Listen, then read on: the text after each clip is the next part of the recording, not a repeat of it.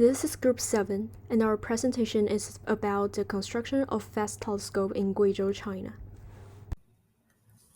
FAST, also known as the 500-meter Aperture Space Telescope, is a radio telescope located in China.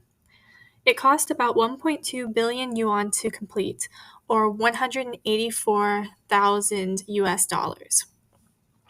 This telescope is designed to collect data on pulsars, black holes, neutral hydrogen, gravitational waves, and, according to lead scientists on the project, to collect evidence of extraterrestrial life. Since it began operations, the telescope has yet to find any evidence of extraterrestrial life, but has made a few unique and surprising discoveries. Among these is the discovery of 130 pulsar candidates. This is especially noteworthy because Arecibo, which used to be the largest radio telescope prior to the completion of FAST, found about 200 in its lifetime. In contrast, FAST has found 130 in its few years of operations and will likely discover many more. Additionally, FAST has been monumental in detecting fast radio bursts, also known as FRBs, including 1,600 from one system alone. FRBs are a highly theorized phenomena, and not much is known about the exact nature or their origins. However, detection of these phenomena is integral to beginning to understand what they are and building our knowledge about them. This comes in collaboration with the international community, who is guaranteed about 20% of the operating time and the observational time at FAST. Notably, the FRB research is in partnership with the Canadian High-Intensity Mapping Experiment, also known as CHIME. With CHIME's wide range of vision and FAST's high sensitivity, it has been a great way to detect these fast radio bursts over a large area of space and is beginning to build a database about FRBs that may repeat, FRBs from specific systems, and in general, a broader understanding of what exactly they are.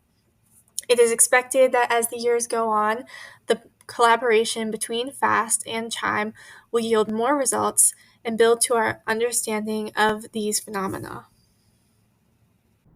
So this is Brownie speaking, and I'm going to talk about the conflicts related to the observatory's construction.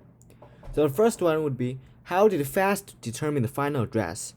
Since 2002, when NASA's team received the task of selecting the site for FAST, they have used more than 10,000 nature depressions when the FAST can build at the site. Because the technology at that time was limited, so they had to find them one by one in the most stupid way. Some of them were excluded from the 1 to 500,000 geologic map at the beginning, and then accurate to the 1 to 10,000 geologic map with good markings. It took 3 months for the 3 PhDs in the research group to find the most basic research materials and mark them well. After more than a year and many screenings, 82 key addresses were selected from 743 sites. These addresses were distributed in some remote places in Guizhou because the local transportation was very poor. Sometimes it took a day to go to an address on the road. When the car could not be driven into a situation, it had to go on foot. Field survey was not to look down the mountain or knock rocks, but to carefully look at the rock and geological structure. Especially the water system in the mountain was very important to the safety of the FAST, because if the drainage system is blocked, FAST will be in danger of being flooded and sunk. The research team has spent a year to develop a simulation system which could calculate the size of the islet for each depression, thus facilitating the construction and reducing the error. As we all know, FAST receives very weak celestial wireless signals in the universe, so any trace of radio waves can hinder its operation. So the climate also directly affects the use of FAST. Especially hailstorms are extremely harmful to it. For this reason, it took another year or so to test the local environment and climate. So these are from the source number 8. And for the drainage problem, due to environmental factors, the weather here is pretty unpredictable. Every year there is a long period of time belongs to the rainy season in Guizhou. So why FAST is still able to be safe and sound even there is a lot of storm and rain? So the karst pit has a nature geographic advantage, which is a special geographic style which located in Guizhou. Though in the construction of FAST on the location of the large pit, when water accumulates in FAST, the rainwater will flow into the pit. And there are many dark rivers and caves distributed on the ground in the pit from a nature drainage system. Facts that we see in the picture give us the impression of a complete mirror, but if we look at it in detail, we can see the whole piece of mirror is made of 4,450 pieces of small mirrors spliced together. In the splicing process, a very clever design has been adopted, with a water conduction gap reserved between each splicing seam. Not only that, each piece of mirror are evenly distributed with water conducting holes. So with such a sophisticated design, when it rains, rainwater can flow into the pit through these holes and eventually penetrate the underground river. So this is why FAST will not turn into a big soup pot. So that's from the source number 14. Hi, this is Freya. So today I'm going to talk about the different perspectives and experiences of different people. The construction of FAST has impacts on many three groups of people. The first one are the local citizens. According to source 2, 5, and 10, there are multiple positive implications on them. The construction promotes the enhancement of local citizens' quality of life, government finance for local road transportation and education, and it has also improved residents' housing situations. The construction created additional options for development, facilitated communication with the outside world, and fostered the expansion of other industries such as agriculture. The FAST telescope shows a good balance between reaching big science goals and looking after people and nature. Also, the astronomy town has supplied 1,200 jobs for the locals and raised the annual income of residents by a large number of times.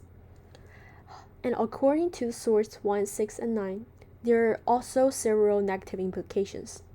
The forced relocation disrespects the local cultural heritage. It involves human displacement and rights violations.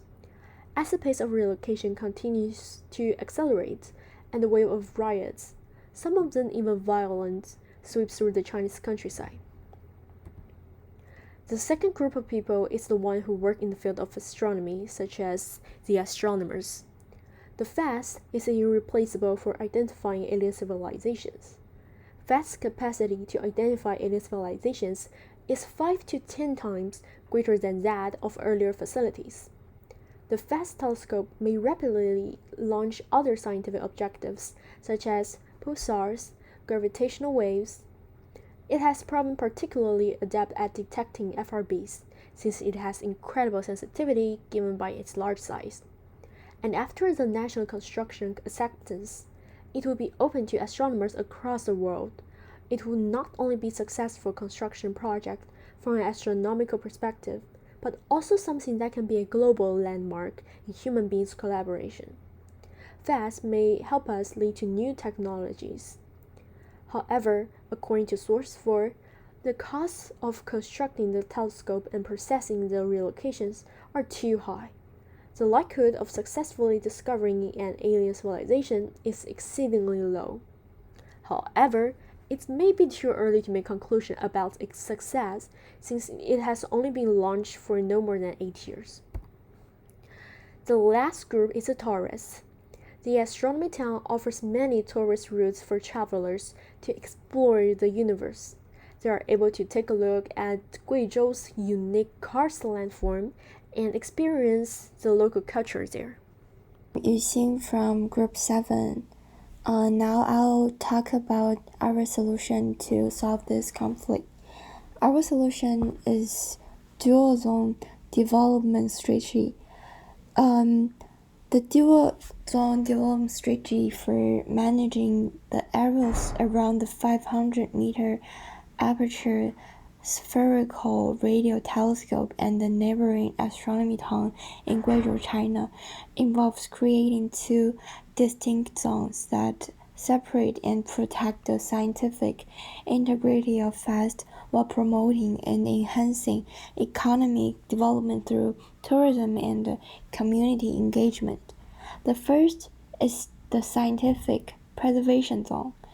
The area included a large buffer zone in and around FAST, with the telescope occupying the measuring of the area but control of radio frequency interference also need to be achieved in this area, such as limiting the use of mobile phones, Wi-Fi, and other electronic devices that may interfere with the telescope.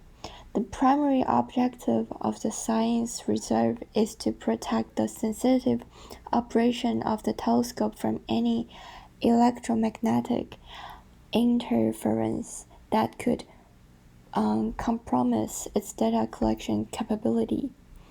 The second zone is the tourism zone. We can build some attractions and facilities in this area to attract tourists and use telescope to promote local tourism and economy.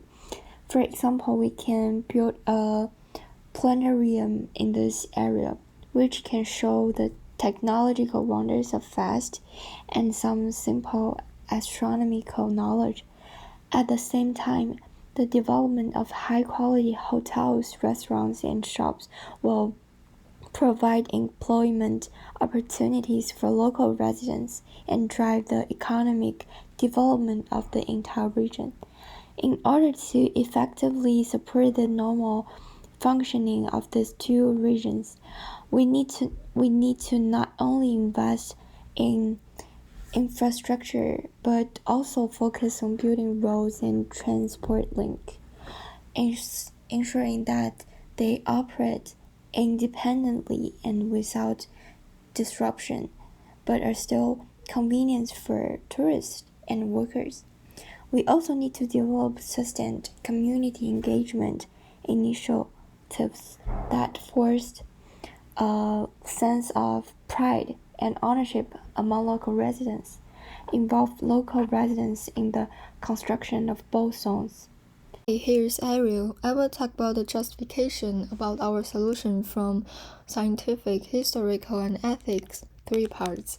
First of all, about scientific. According to our research 1, within 3 miles of the telescope, the government passed legislation establishing a radio quiet zone where RFI emitting devices are severely restricted.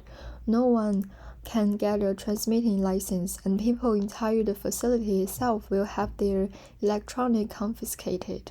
The country's civil aviation administration has also adjusted air travel, setting up 2 restricted flight zones near the scope, canceling 2 routes, and adding or adjusting 3 others. About the historical part, I found an example that is Manuki Observatories in Hawaii, United States. The Manuki Observatory, located on the Big Island of Hawaii, is home of some of the world's most advanced telescopes. But the people in Hawaii also have a fight to protect their culture. According to our research 15, it says the life of the land is preserved in rightness. Hawaiians have always felt the need to protect their land, but I think they have a good balance between the culture and the Manuki observatories. For nowadays, there are small towns and tourist accommodations where visitors can stay while exploring the observatories and enjoying the tours. The observatory has been in operation for 40 years. The buildings and telescopes are well maintained, consistent with operation of a major research facility. The zone around the observatory is called Manuki Science Reserve and has strict controls on usage. A subset of this reserve is designated for astronomical usage. A pine-shaped sector of the zone around the observatory is preserved as Manuki Ice Age Reserve. A lighting ordinance for the island of Hawaii has been established to limit artificial light and its damaging effect on the observatories. And for the ethical part, the government relocated villagers who lived within the protected area with promise of repayment in cash, housing, and jobs in tourism and fast support services. The local government also spent several times that on the nearby astronomy town's hotel housing, a vineyard, a museum, a playground, classy restaurants, all those dim light fixtures. The government hopes that promoting their scope in this way will encourage tourists and new residents to gravitate to the historical poor Guizhou province. And this is our reference for the presentation. Thank you.